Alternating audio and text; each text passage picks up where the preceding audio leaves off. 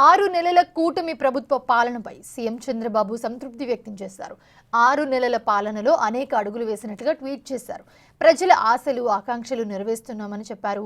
నిర్బంధంలో, సంక్షోభంలో, అభద్రతలో ఉన్న గడిపిన 5 ఏళ్ల కాలాన్ని కూడా ఆయన ఒక పీడకలలాగా భావించి తమ అభివృద్ధి కోసం, తమ పిల్లల భవిష్యత్ కోసం ఎన్నో ఆశలతో కూటమి ప్రభుత్వాన్ని ప్రజలు ఎన్నుకున్నారని తెలిపారు.